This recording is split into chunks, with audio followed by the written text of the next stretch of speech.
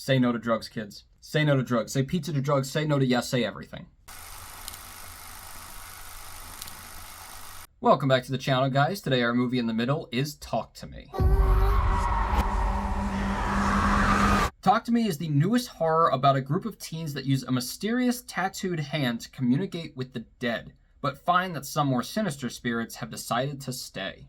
It stars Sophie Wilde, Alexandra Jensen, Joe Bird, Zoe Terakes, and Miranda Otto. This movie is definitely scary, although most of it is probably more creepy than anything else, but it definitely has its incredibly scary moments for the average viewer. This movie is directed by the Philippou brothers, and I believe, as far as I know, that it is their first major movie that is getting a huge theatrical release, and I just have to say that they did an incredible job. You can tell with just this movie alone that they have a very good authority on how to craft horror in a way that's not leaning on jump scares and really cheap moments and just big music. They have a really great sense on how to put together and frame and edit scenes so that there is that creepy element, but more so than just like, whoa, I got shocked. Although there is some of that for sure, and that is definitely scary. But it's also a lot of just unsettling horror and things that are just, you're thinking about it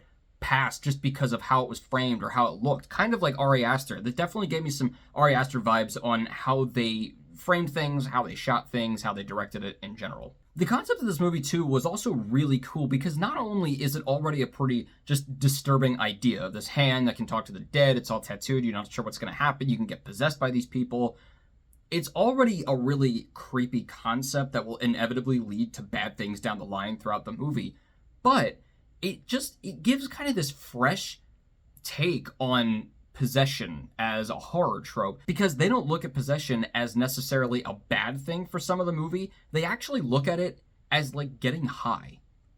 And it's the weirdest, I never would have thought of that, but they kind of look at it that way because they do it for like kicks. Which is interesting for a horror movie in its own right, just because it kind of combines this, demonic side of horror movies with also a kind of another staple, which is a lot of like teen parties and teen drama and things like that, like Scream or The Babysitter, stuff like that.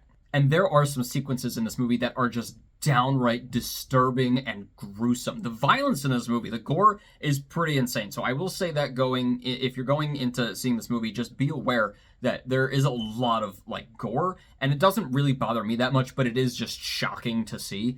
But then there's also just scenes that, just because of how they play out, and they're very quiet and weird, you're like, what is going on? And it's this weird, abstract, like, I'm not sure exactly what's happening until you get to the end of the scene. And again, it's just the way that they craft and pace these scenes. It's just so well done. It's so disturbing and unsettling. One other high that was just completely a side note is the mom in this movie, played by Miranda Otto, is just awesome. I loved her so much, and it doesn't surprise me considering she's played by Eowyn from Lord of the Rings.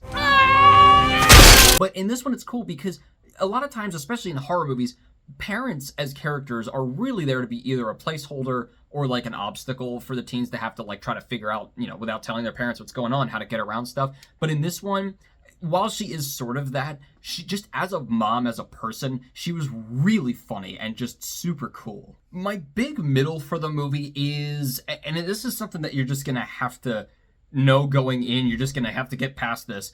The characters are just so stupid in some of these scenes.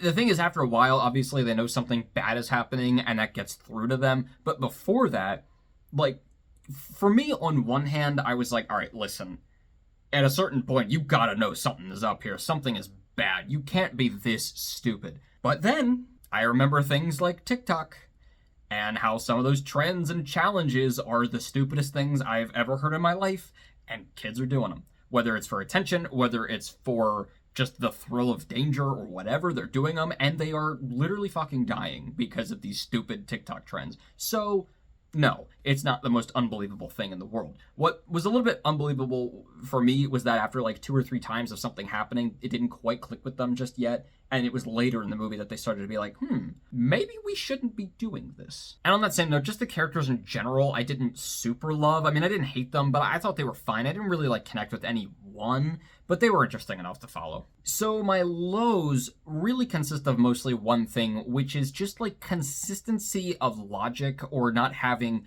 enough explanation on the rules and logic of the hand and of this world in general. Some things are definitively explained, which is good, but then they do some scenes that don't exactly follow its own rules. And then there are just some things that just aren't explained. Now, for me, I'm okay with that partially because leaving that vagueness, especially with something like supernatural things and Ouija boards and demons and demonic possession, that can leave for some really creepy stuff because it leaves it up to your imagination. So some of those things not being addressed gives it like this unsettling, abstract quality to it. But at the same time, some of it I just needed some clarity on, because there are some things it's like, well, if you did this, why can't you do this? If this is one of the rules, then you should be able to do this. Where did this come from? There's some just stuff that I would have liked a little bit more clarity on. And the movie is pretty short, so I feel like they could have added one or two things in there. And this goes along especially with the themes of the movie as well. They try to put a lot in there. They have a lot of great things they want to talk about, like grief and kind of avoiding your grief, ways to deal with it, sinking into the internet, stuff like that. Obviously, the movie's called Talk to Me, so it's all about grief and like just talk to me. And there's this whole subplot with the main character and her dad that they're not communicating about this big thing that happened. But while it's not spoon-fed to you, which I very much appreciate, I would have been okay with a little bit more spoon, because it's just they have you piece things together, which is cool. But at the same time, I'm like, the more I thought about it, I really wanted it to make some sense.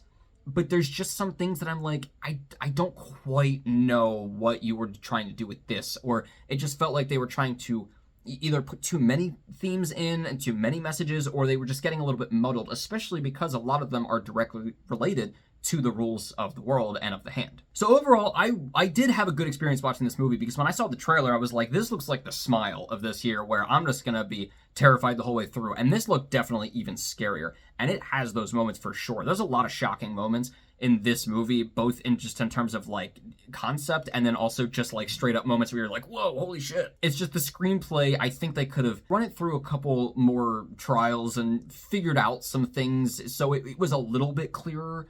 You know, again, I do appreciate like, hey, we can think for ourselves, and yeah, it's like, I don't know exactly what's going on, so that makes it a little scary. But then at the same time, if I'm a little bit confused and things don't make sense, that kind of takes away as well. But I will say, just as like their big debut, if I do have that right, there's a lot of promise for the Philippou brothers, because they really know how to work a scene for horror, and you can just tell that they have a handle on it. I'm going to give Talk to Me a 3 out of 4. Well, guys, let me know what you think of Talk to Me, and let me know what other horrors you are interested in coming up, because we got a few coming up in the next couple of months, and you know what that means. We're getting close to spooky season. Getting real close. And as always, keep your hopes high, but not too high. Your stress low, and movies right in the middle. I'll see you guys later.